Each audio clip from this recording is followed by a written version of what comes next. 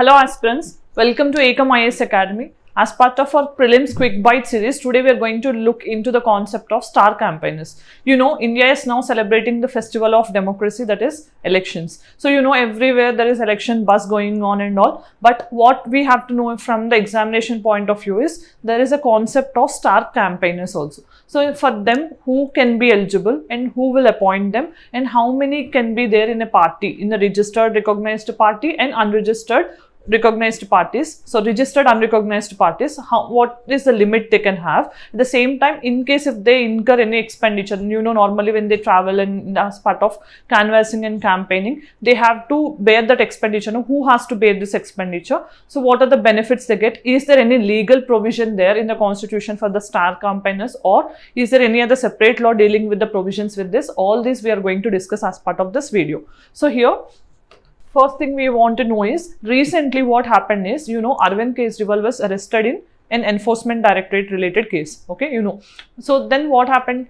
Like his wife, Sunita Arvind Kejriwal, you can say. So she was appointed as a star campaigner for the Aam Aadmi Party. That was the context why we are going to discuss. And you know, generally in elections period, we'll be having different star campaigners. For example, BJP has the major, one of the person who is also contesting as a candidate is the Prime Minister Narendra Modi as the one of the star campaigner, and Yogi Adityanath, like this they have. Rahul Gandhi and all they have for their own parties like this. That means there is what is eligibility, we'll understand now. Okay, who can be a star campaigner and all. So first thing is, who can be there as a star campaigner means, normally that person has to have a membership in the political party to which he is functioning like a star campaigner.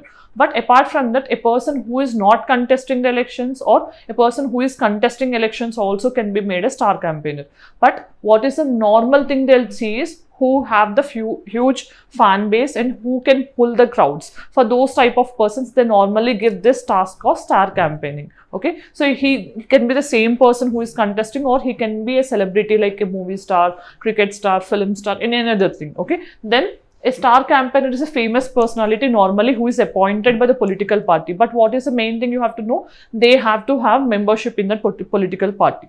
Then, is there any legal provision in the constitution means? No, constitution doesn't have any provision related to this with respect to star campaigner. But section 77 of Representation of Peoples Act 1951, section 77 of Representation of People 1951 says that whatever the expenditure that is incurred by the star campaigners, that has to be submitted to the election commission. That means the chief election officer or chief electoral officer or the election commissioner subsequently within the time period prescribed. Then you also have to know these are the leaders of a political party who normally will be appointed as star campaigners. Then what are the benefits, or how many members can be there as a star campaigner for one political party means, if it is a national party or state party, there can be maximum of 40 persons. Because why this much number is allowed? Because you know, now we are having general elections to Lok Sabha. That means, for example, if one person has only to be appointed as star campaigner, he cannot go all throughout the country and he cannot campaign. That is why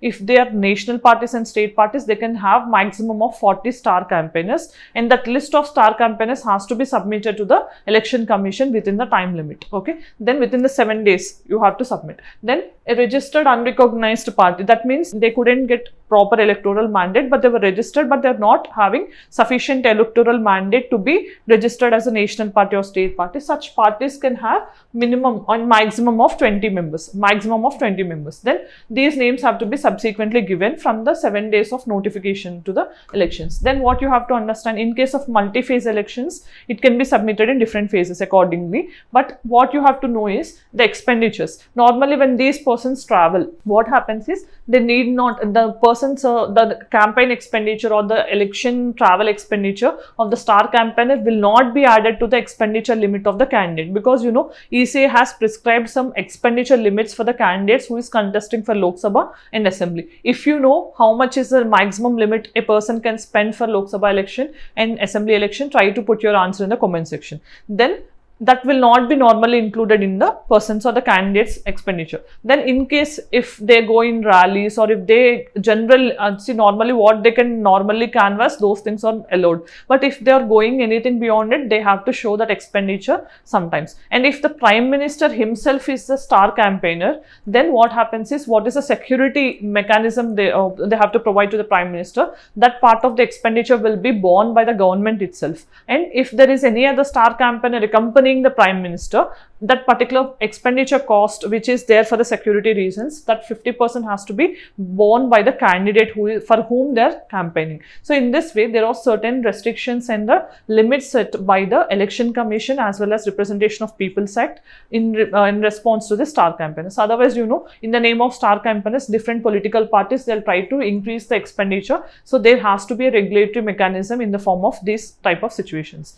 Then what is the question given in the previous video? In the context of plastic pollution, we have discussed about Global Alliance for Incinerative Alternatives. No, in that particular question, the main environmental concern associated with plastic pollution is soil erosion. This can be. Then Montreal Protocol aims to reduce the production and use of single-use plastic. You know, Montreal is not at all related to plastic. It is with respect to ozone depleting substances. So this statement is incorrect.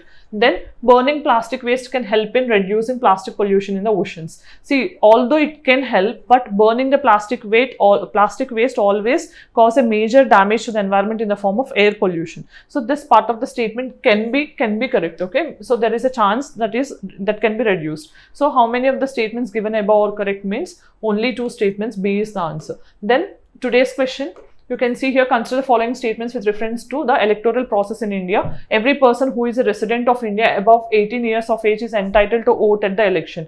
Only Parliament can make laws with respect to elections to the state legislature. Which of the following statements are not correct is asked. Try to answer in the comment section.